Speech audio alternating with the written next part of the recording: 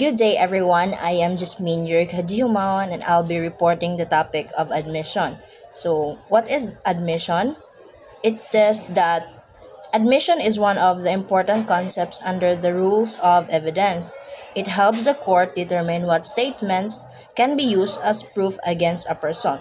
So, this topic is very important under the rules of evidence because it helps the court to know kung unsang statement or ang pwede gamiton as proof or evidence against sa usa ka tawo. For instance, kung moangkon ka or mo-admit ka sa usa ka butang nga related sa kaso or unsa ba na, pwede na siya nimo gamiton sa korte or pwede nimo gamiton para sa korte. And then, admission is a statement made by a person that acknowledges a certain fact to be true. It can be used as evidence against a person in a legal case. In simple terms, ang pag-angkon or pag-acknowledge nga unsa ka tinuod ang usa ka butang, ang usa ka tawo ana ang iyang statement makatabang sa pag-prove sa usa ka tinuod sa kaso. So bisan gamay lang gani na siya nga detalye, pwede na siya nimong gamiton as ebidensya. So, ang example ani, kung moingon ka, like, for the example, yes, I was there when it happened. So, mauna na dayon ang admission, kay giangkon niya ang giangkon niya nga naa siya sa lugar sa nahitabuan. Admission means accepting or acknowledging a truth that can be used as evidence. So, it must be voluntary, clear, and related to the case. Even if simple or already count as admission if they help prove a fact in court. So next is the legal basis, which is the Rule 130, Section 26 of Revised Rules on Evidence. So, an admission is the act, declaration, or omission of a party as to a relevant fact which may give in an evidence against him. So, an admission is the act, declaration, or omission of a party which may give in evidence against him. So, ang legal basis ani nga topic,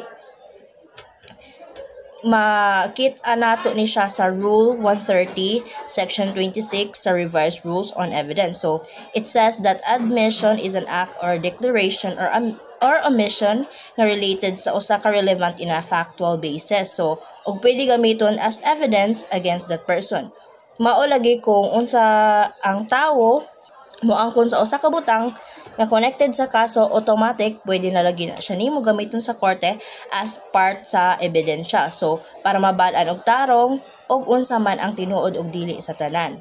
So, the next slide would be the legal requirements. So, legal requirements, para maingon nga legal ang admission, naa gini siya requirements nga dapat tumanon, which is firstly, it must be voluntary. So, meaning, dili siya pinugos or walay treated nga nahitabo or naaba siya reward para buhaton nimo para lang makadawat og unsa bana, or it may be something value.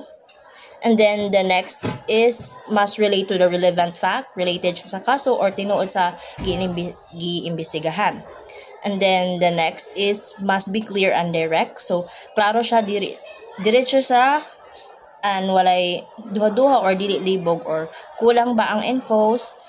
And then next is number 4, which is the last, made by a person who understand what they are saying. So, lastly, dapat ang person nga ni-admit, kabalo siya og unsa iyang giingon.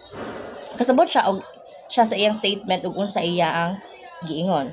So, however, for admission of affidavit to be valid, there are certain conditions that must be met.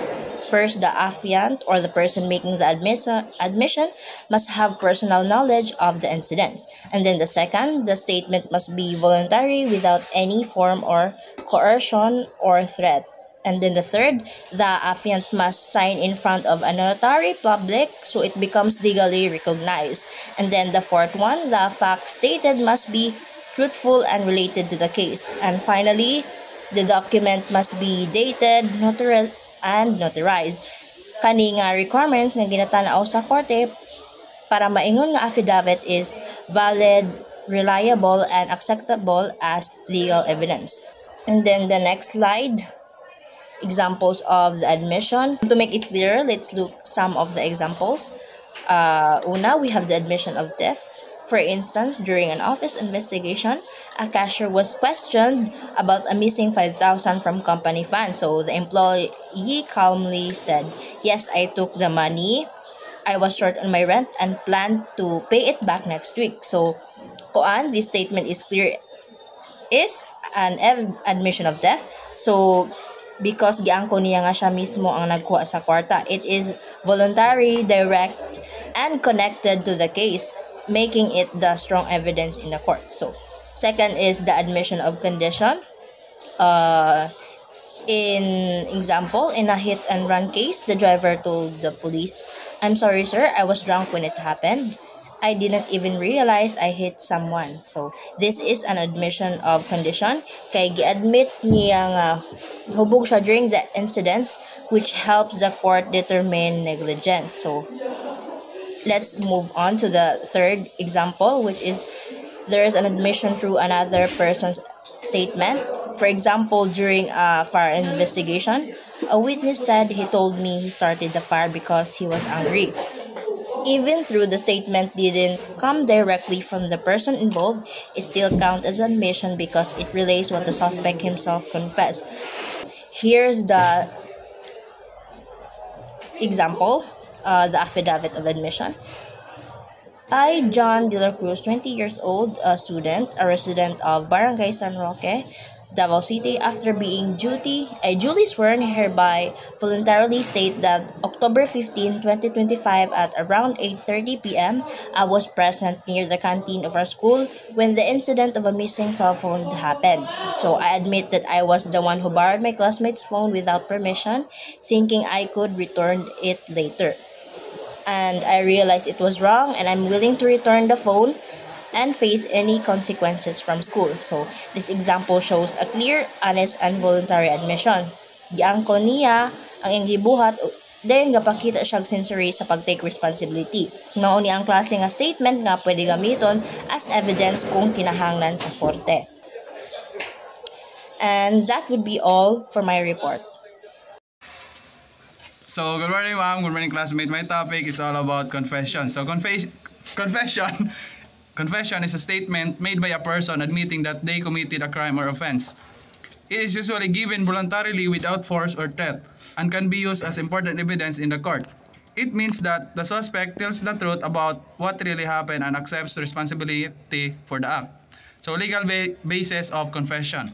The legal basis of confession is in the Philippines is found in Article 3, Section 12 of the 1987 Philippine Constitution.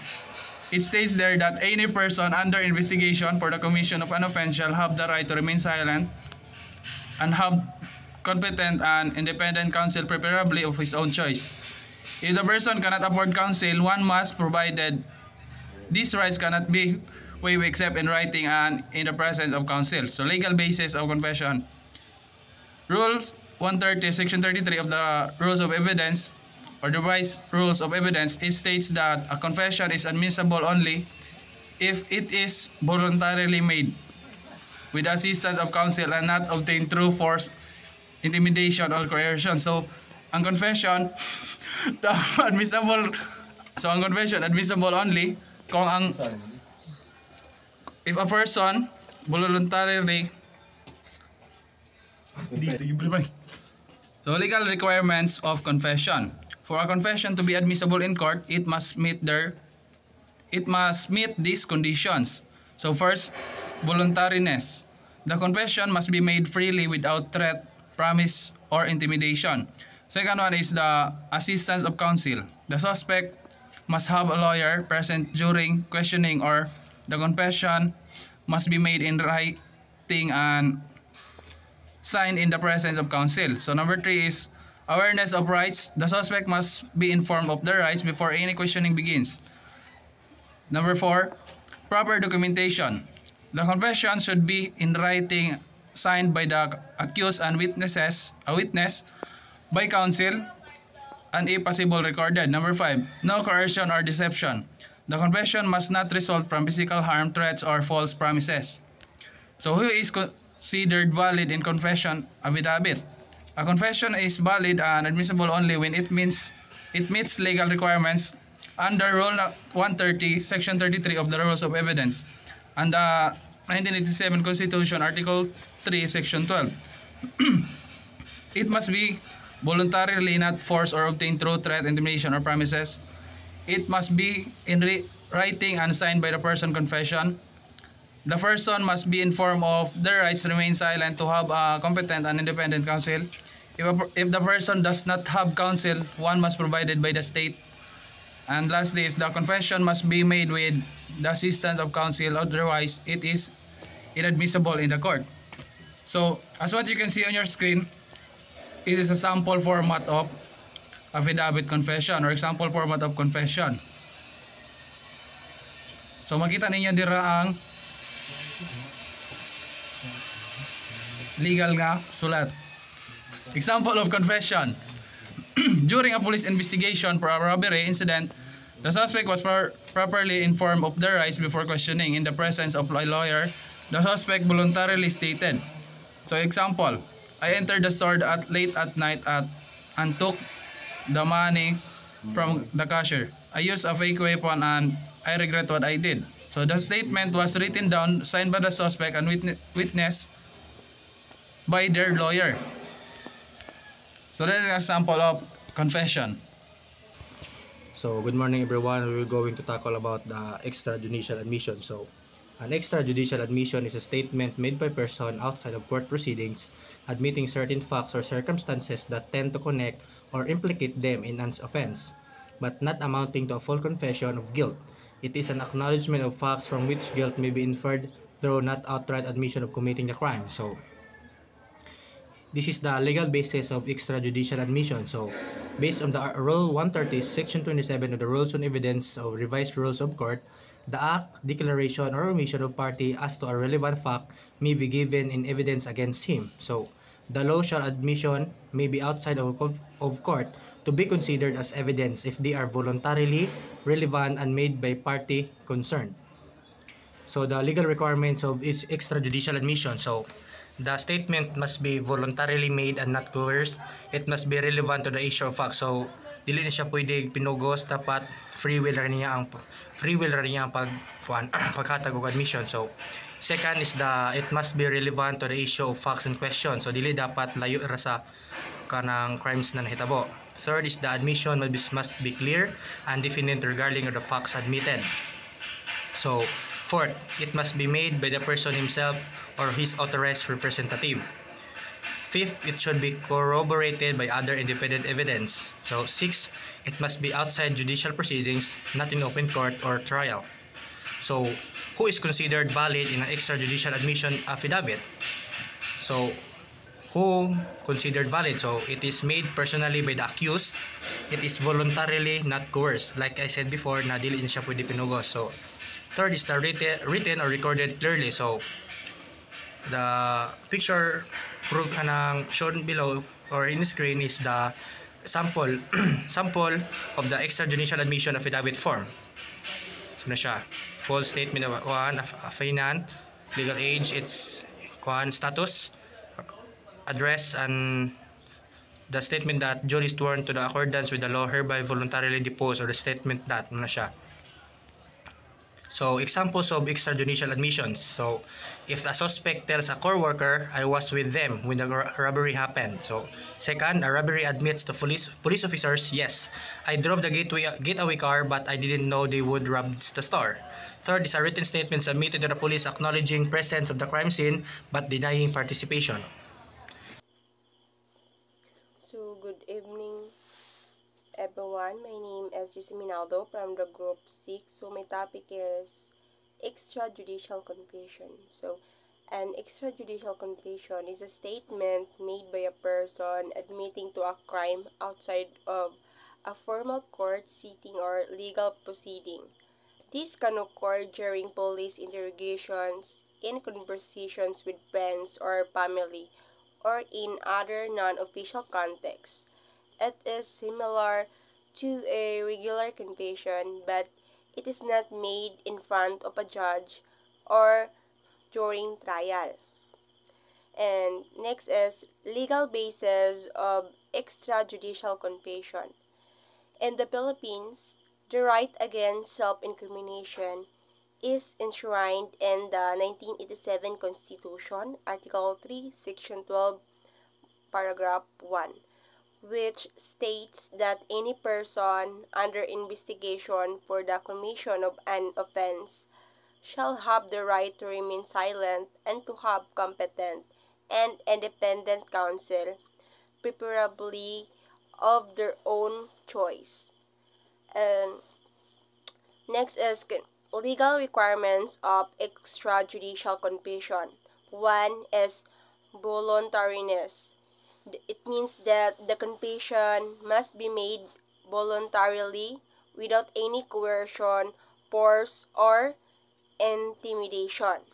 Second is assistance of competent and independent counsel. The person making the confession must have the assistance of a competent and independent counsel. They must be informed of the right to remain silent and to have counsel present during questioning. Next is number 3, express and in writing. So it means that the confession must be expressed and in writing to ensure clarity and prevent disputes over what was said. Number 4 is corroboration. The confession must be corroborated by other evidence of the corpus delicti, meaning there must be independent proof that a criminal was committed. Whom is considered valid in an extrajudicial confession affidavit? So first is made personally by the accused. Second is voluntary and not coerced. Third is written or recorded clearly. So this is the example form of extrajudicial confession affidavit form and example of format of extrajudicial confession. It stated their information and also signature of affiant and the name of counsel or lawyer. Examples of an extrajudicial confession. So, a suspect admits to a crime during an informal conversation with police officers before being arrested or formally charged.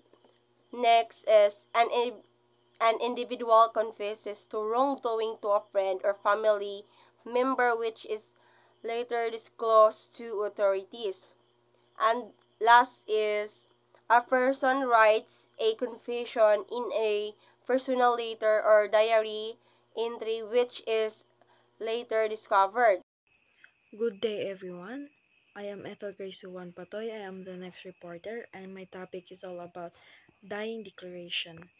Dying declaration is a statement made by a person who believes that their death is imminent.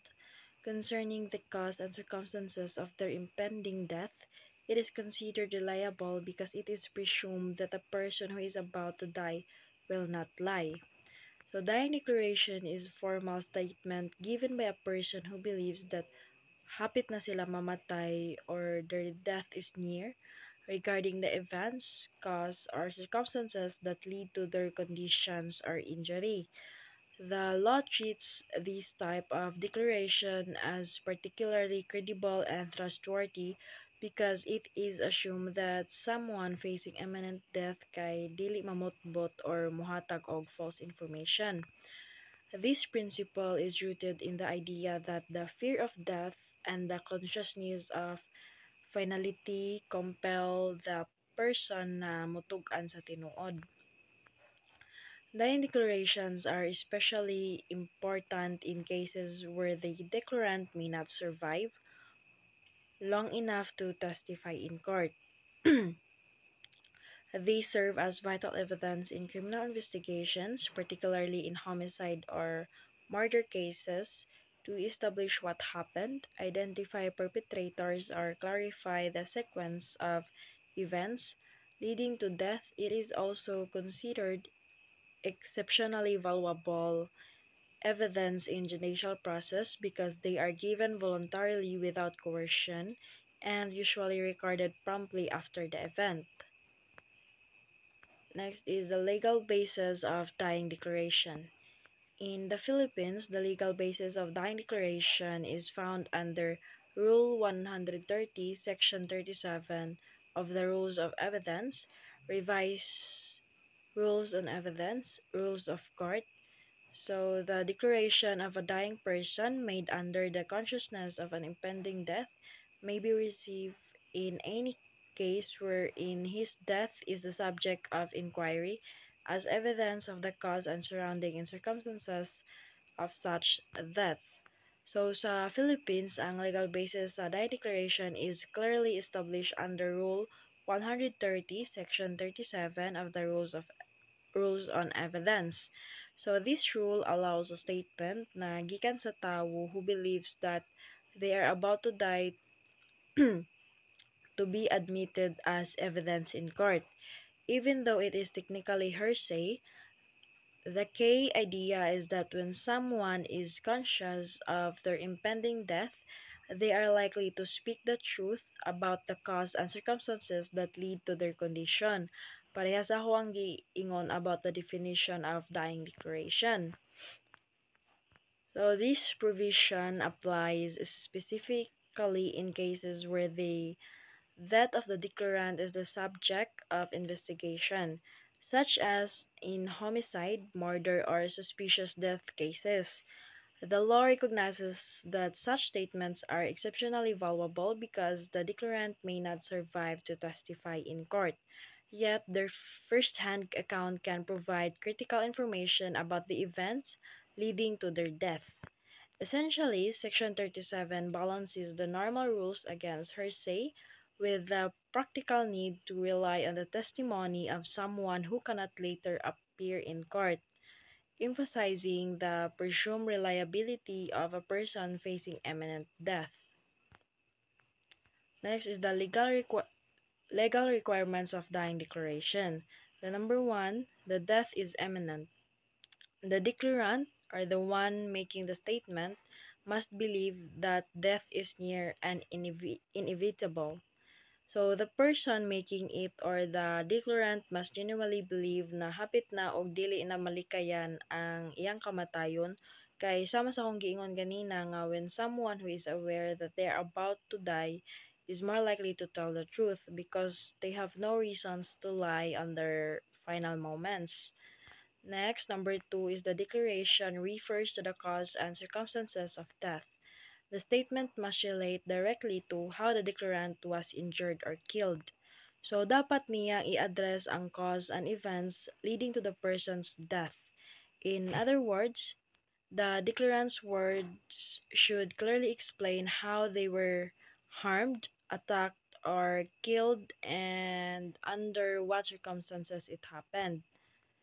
It is enough for statement to be general or unrelated. Dapat mohatag pud og information nga makatabang sa mga investigators nga masabtan ang sequence sa nahitabo and identify the perpetrator or circumstances surrounding the death. Number three, the declarant is competent to testify. The person must be of sound mind and capable of making a rational statement if still alive. So this means that the person making it or the declarant must be mentally competent, or the person has the mental capacity to understand what is happening around them, to make decisions, and to communicate their thoughts clearly.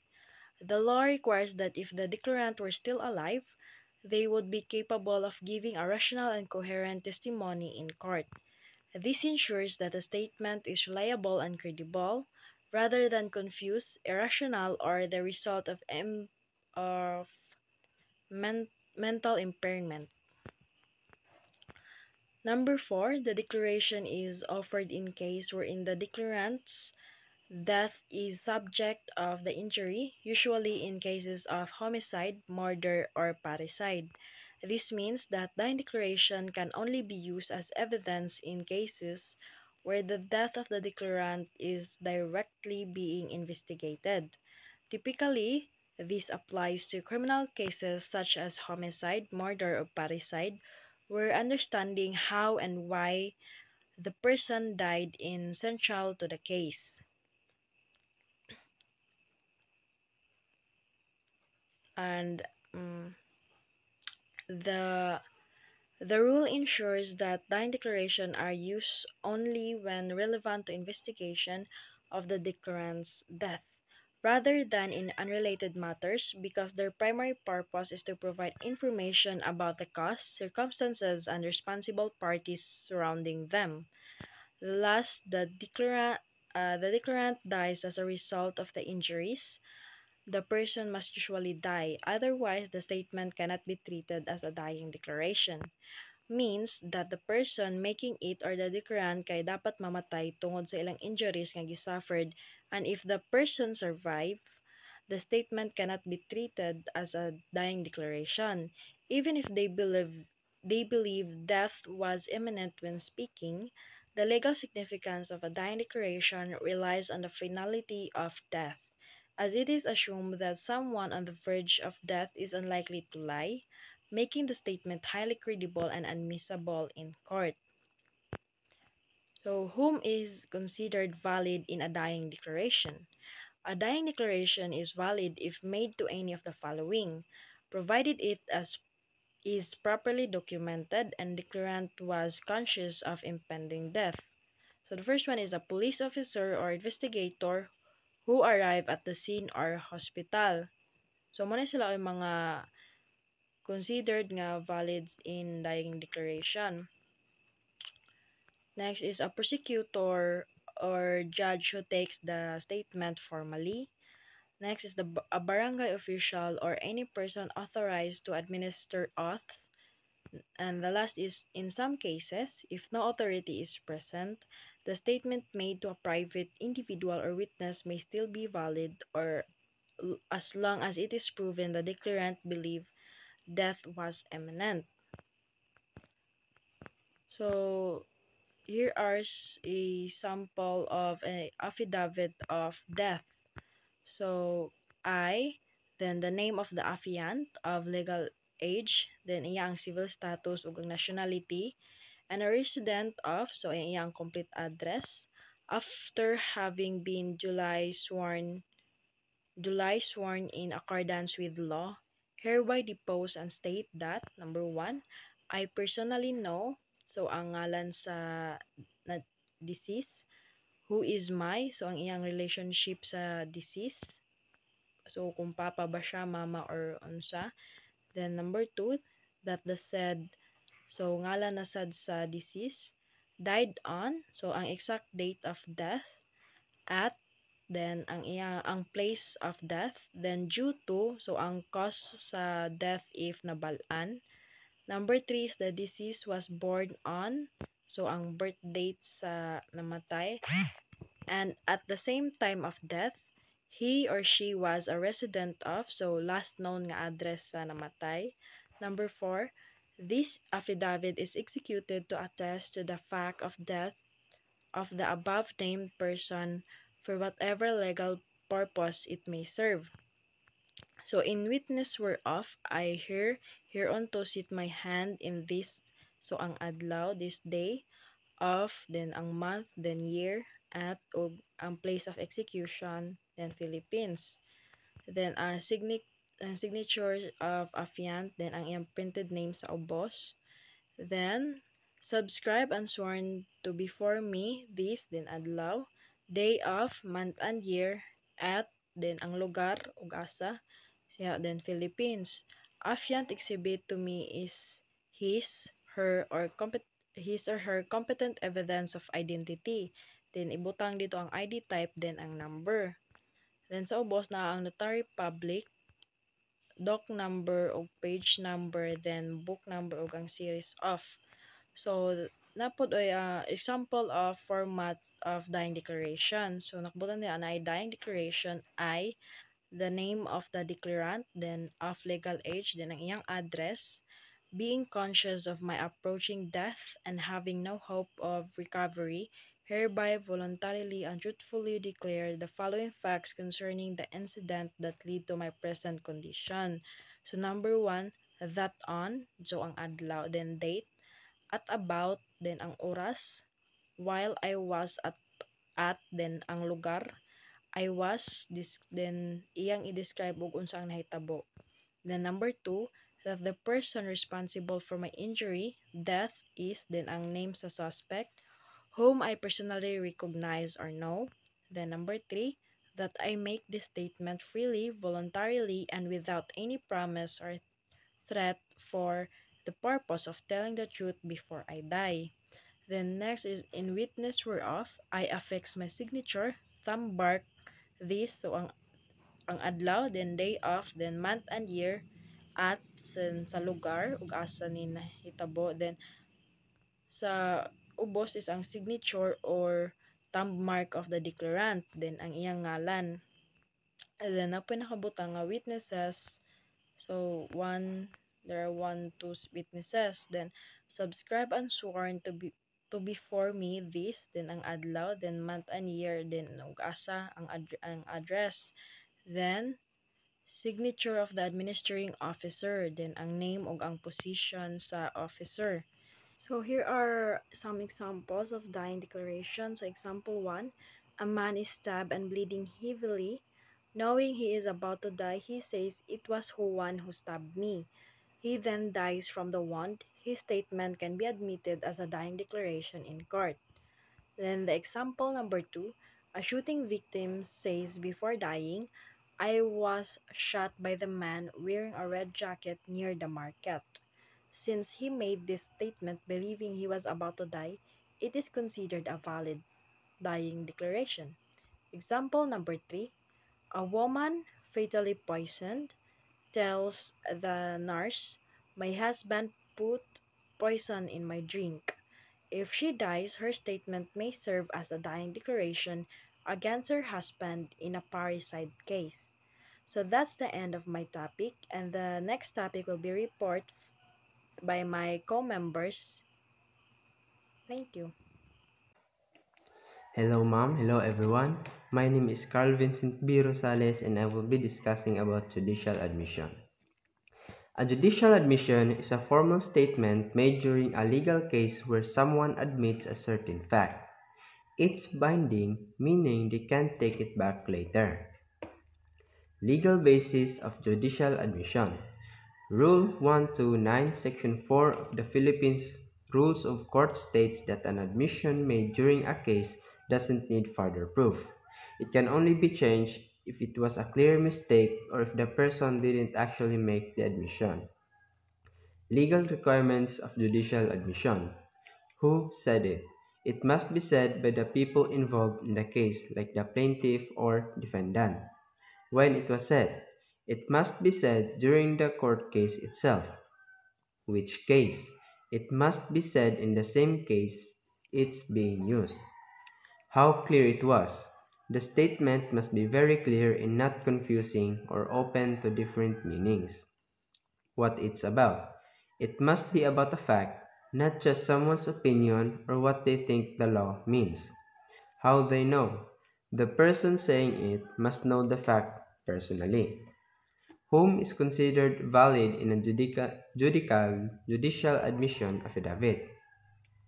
An affidavit is considered valid for the affiant who makes the sworn statement, witnesses who attest to the affiant's signature and identity if required, and legal professionals like notaries public or attorneys who administer the oath and verify the affidavit's authenticity, ensuring the statements are credible and legally sound.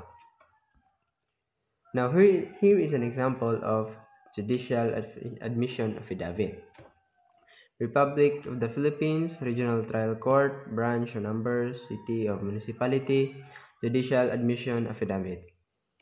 1 is full name of affiant, of a legal age, civil status, occupation, and a resident of complete address after being duly sworn to in accordance with law, hereby depose and state that Number 1, that I am a party of the case titled, for example, People of the Philippines versus Juan de la Cruz now pending before this honorable court. Number 2, that in connection with the said case, I hereby voluntarily make this judicial admission regarding the facts related to the incident that occurred on date and place. That I admit that state clearly the fact or participation being admitted. For example, I was present at the scene when the incident happened, or I signed the contract in question, or I own the item involved.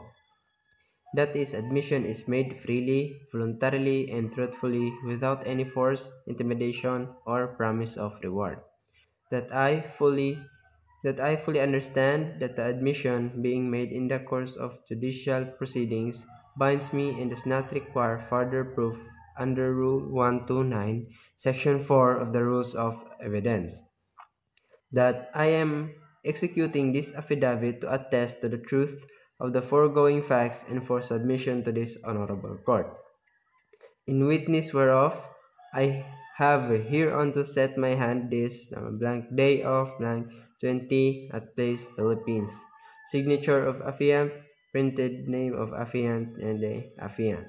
Subscribed and sworn to before me this day 20 at place affiant exhibiting to me his or her competent proof of identity, ID number issued on at signature and seal of administering office or notary public, name of officer, position commission number, and office address. Now, here is an example of judicial admission. Judicial admission. Full name.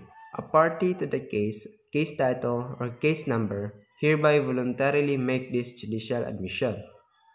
That on date, at place, state the fact being admitted, for example, signed the document, was present at the scene, or received a certain item.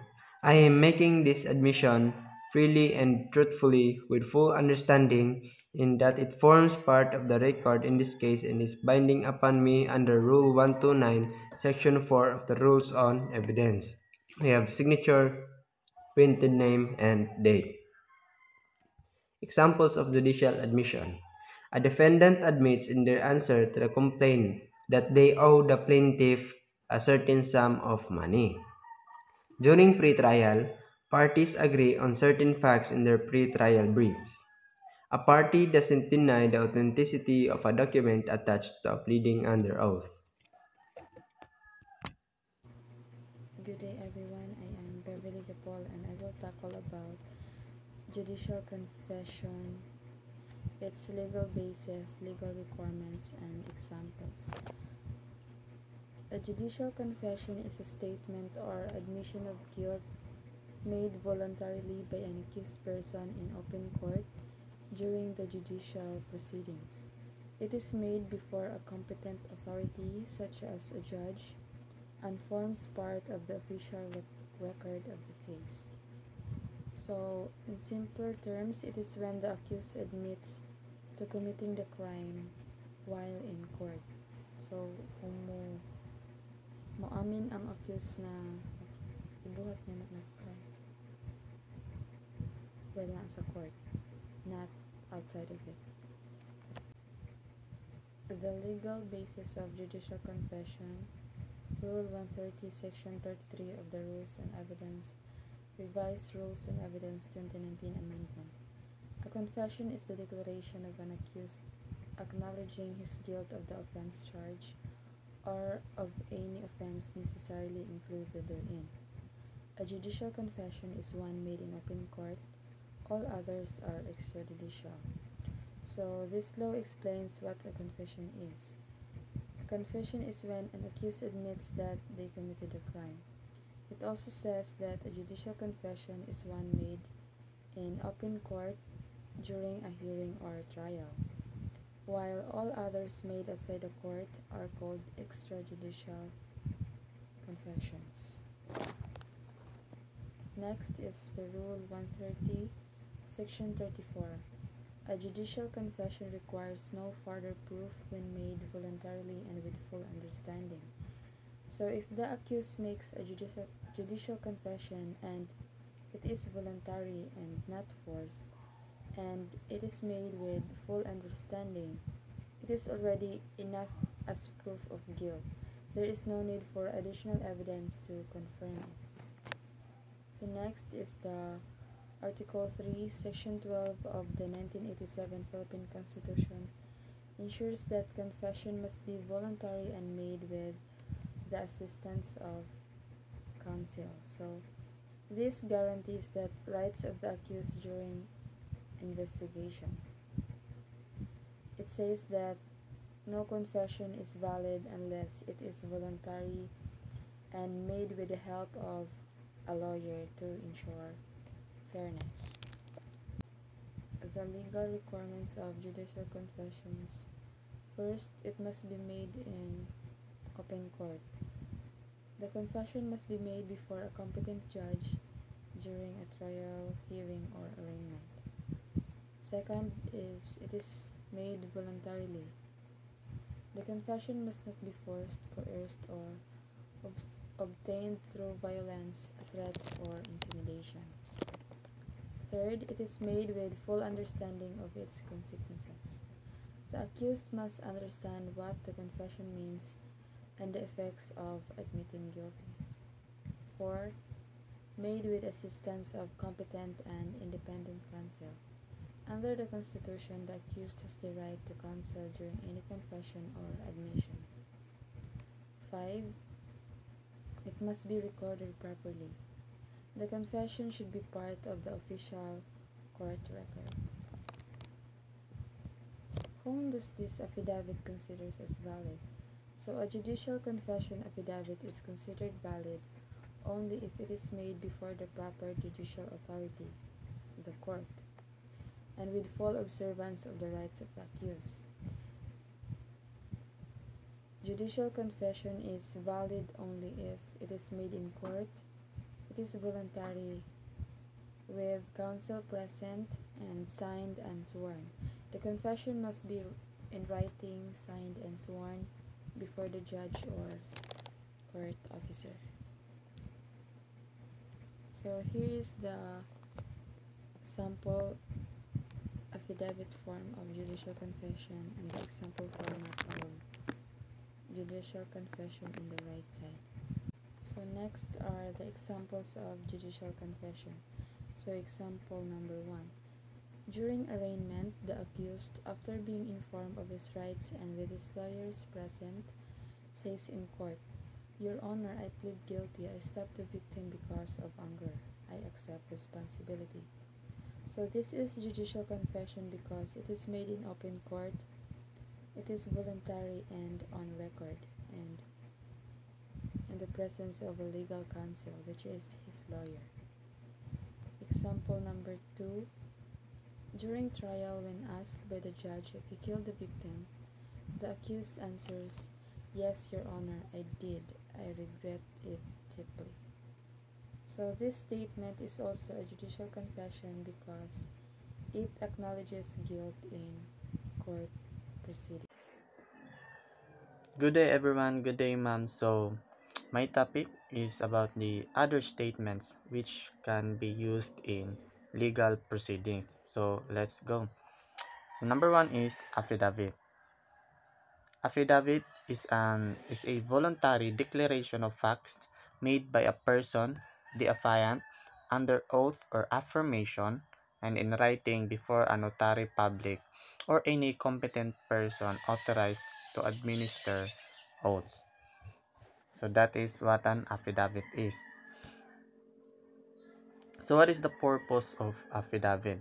First is evidence in judicial proceedings. So what does this mean? So many court cases, whether civil or criminal or administrative, rely on affidavits as supporting evidence. So an affidavit is very crucial as a statement that can be used in legal proceedings. Second is documentation for administrative and government transactions. So various government here in the Philippines or government agencies requires affidavit to support applications, claims, or requests. Like for example, you lost your ID, so some of our government agencies requires an affidavit of loss. So that is a type of affidavit which will we will tackle later on.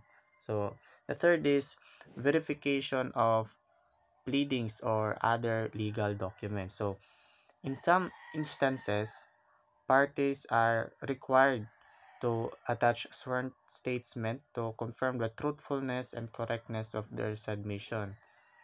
So an affidavit can also be used as a verifications in other of pleadings in other like proceedings. So next, legal basis of affidavit. So where does an affidavit basis off? So number one is the rule of courts. So in the rule of courts, they do not deal particularly in affidavits as a standard topic alone, but they do reference affidavits as evidence and outline how sworn statements can be utilized. So in the rules of court, they do just focus on the affidavit alone. However, they emphasizes on how important affidavits can be can support your statements in legal proceedings. The second is the civil code and special laws. So the civil code and special laws specific requirements for affidavits may be mandated by this. For instance, certain transaction or for example real estate transaction may require affidavits as part of a document requirements. So if you go to the real estate, some of the agencies or some of the company will require affidavits as part of your document requirements to own a land or a property. So the next is the notarial rules. So the notarial rules of 2004 rules on notarial practice. These rules set out the procedures and qualification for notaries public, the proper form and content of notarized documents, and the notarial register maintenance requirements. So the notarial rules are the rules that set out if the notaries public are qualified and has proper procedure, proper form, or are they really qualified to notarize public. So that is what the notarial rule means.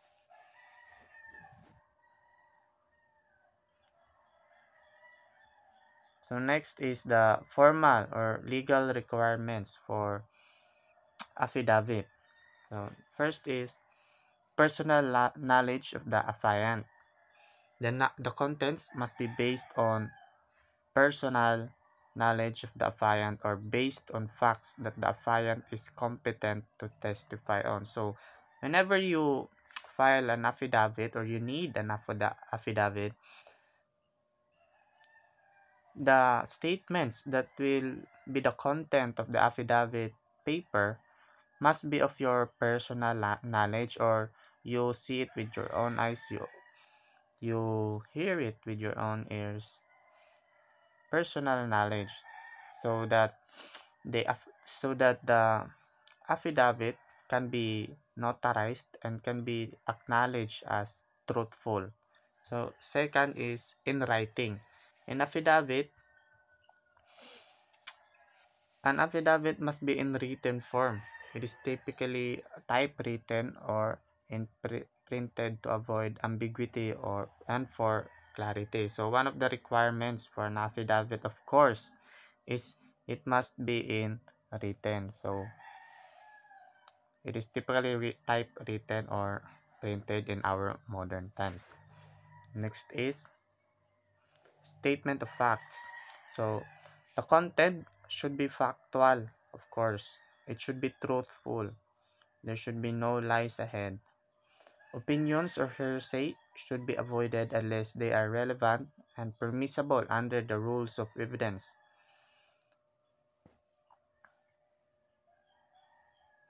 So in a statement of facts, the content should be factual. So you cannot just lie when you file an affidavit because that will not be recognized as truthful. Opinions and hearsay can only be allowed if they are somewhat relevant to your purpose or to what you are going to file off. So the next is oath of affirmation. Affiant must swear or affirm the truth of the statement in the presence of an authorized officer. So one of the legal requirements of to obtain a affidavit is of course oath of affirmation. So what is this? An oath of affirmation is you as the affiant must swear that the statement, that the information you put in the content of the affidavit is truth and there is no lie, and that must be in presence of an authorized officer, and that is the notary public where the affidavit is recognized. Next is the signature of the affiant. So of course, another requirement, the affiant must sign the affidavit in the presence of the notary or official administrating the oath. So you must sign your affidavit for it to be recognized legally. Next is attestation by a notary public or authorized officer. The notary public confirms the identity of the affiant, ensures the affiant understand the content, and witnesses the signing. A jurat, which is the section stating the date and place with the oath was taken, must be included. So the notary has also the responsibility to identify the affiant, ensure that the affiant understand the content. So that is where if the affiant does not know how to speak English or read in English, the language that be used of the affidavit must be of the language that the affiant understand, like for example in Tagalog or in Filipino. And a jurat, also the date and the place of the oath was taken, is also required and must be included. Next is the language requirement. Under the 2004 rules on the notarial practice, the affiant must be able to read and understand the language in which the affidavit is written. So what I said earlier, language is important and the content must be understood by the affiant. So common examples of affidavit. So number one, affidavit of loss, just what I have mentioned earlier, used when an individual loses personal property, for example, driver's license, passport, or other official documents. So for you to obtain a another license, let's use the example, you must file an affidavit of loss so that you will be recognized or you will be authorized to obtain another one. Second is the affidavit of desistance. What is an affidavit of desistance? It is executed by a complaining witness or victim in a criminal case who wishes to withdraw the complaint or express unwillingness to pursue the case further. So, in simple words, affidavit of desistance is if you are the affiant and in and you do not want to continue the case against someone, then you have to file an affidavit of desistance. So what is an affidavit of desistance? It simply means that you want to withdraw your complaint or your case against a person. Third is joint affidavit. So joint affidavit is very simple and understandable, signed by two or more affiants, typically used to corroborate the same set of facts or claims. So joint affiant must have two or more affiants in order it to be called joint affidavit.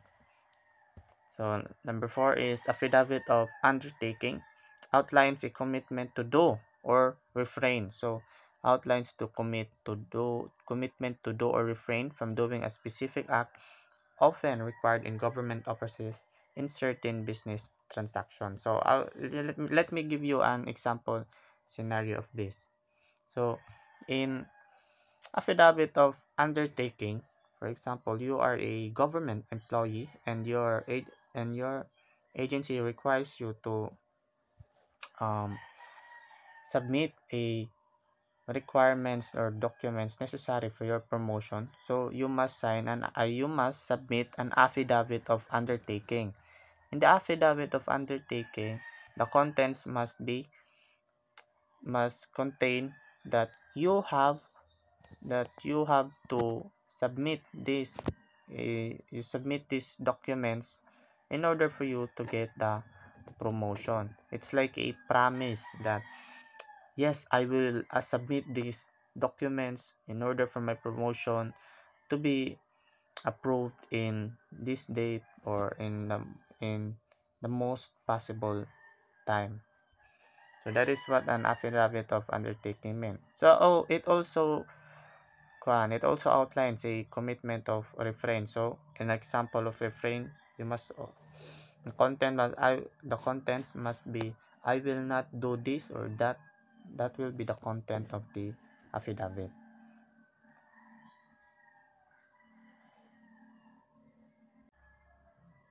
So the second one is the expert testimony. So what is an expert testimony? An expert testimony or an expert witness is the one who possesses special knowledge, skill, experience, training, education on a subject matter. The subject matter requiring expert testimony typically goes beyond the common knowledge of the average layperson or judge. Evidence expert evidence assists in court in understanding complex technical, scientific, or specialized issues. So, an expert testimony is a person who has knowledge, or not just any knowledge, but special knowledge in a certain field, skill, experience, training, or education that can be used to support or to strengthen the credibility of a certain matter. So the subject matter requiring expert testimony typically goes beyond the common knowledge. So not anyone can be an expert testimony because an expert testimony, someone who possesses special knowledge which is not a common knowledge of the average of the layperson. Its job is to explain something that ordinary people do not understand. So, expert evidence assists in the court in understanding complex technical, scientific, or specialized issues. An example of this is a forensic chemist. So, a forensic chemist's job is not something that ordinary people can understand or can learn just in a matter of time. So they they are sometimes used as an expert testimony in legal proceeding in criminal investigation, and their knowledge is very important or very helpful in determining whether whether a crime is committed or not. So that is what an expert testimony is. So the legal basis of the expert testimony is the governing Rule 130 on opinion or expert witness. Under the revised penal code, under the revised rules on evidence, the relevant provision on expert testimony are found in Rule 130, although the exact numbering may be varied depending on amendments and substance remains. So you notice that opinion of expert witness. So why did we consider it as a statement? So an opinion is also a kind of statement. So we included it in our presentation. So although the exact numbering may vary depending on amendments, the substance remains one. Qualifications. The court determines whether a witness has been shown to possess the requisite expertise in the specific field pertinent to the case. So, the court also has the responsibility or the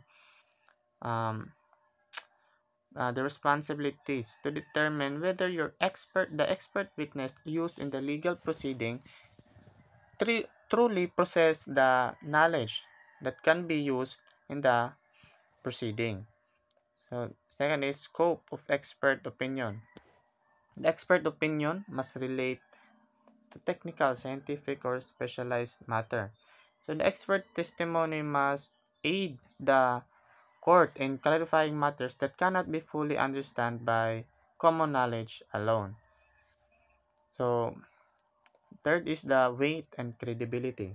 The court is not bound to accept the expert opinions as conclusive. So although the court needs an expert testimony, it will not consider the expert's opinion as final or conclusive.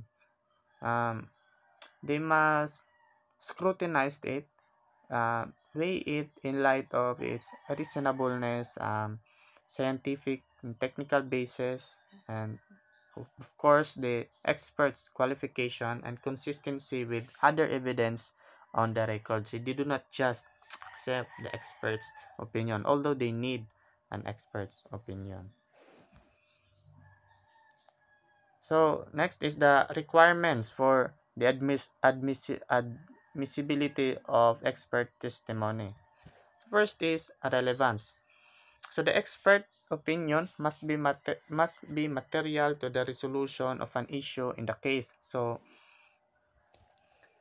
of course, the opinion of the expert must be relevant to the case or to the current case. Next is the necessity or helpfulness. The subject of the opinion must be beyond common knowledge so that the expert's input is necessary to assist the judge or jury in arriving a just decision. So, just what I said earlier, you cannot be just an expert. Not anyone can become an expert testimony.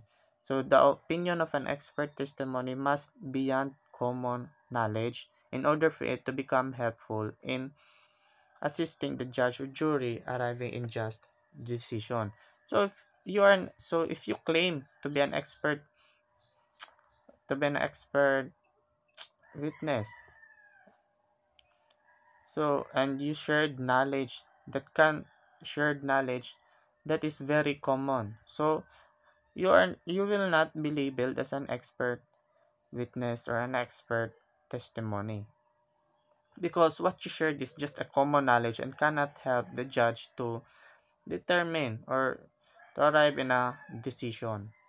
Next is proper qualifications. So the witness must be shown to have acquired special knowledge on the specific topic at issue, whether through formal study, experience, or training. So that's where studies and trainings come from, and the proper qualification to become a expert testimony.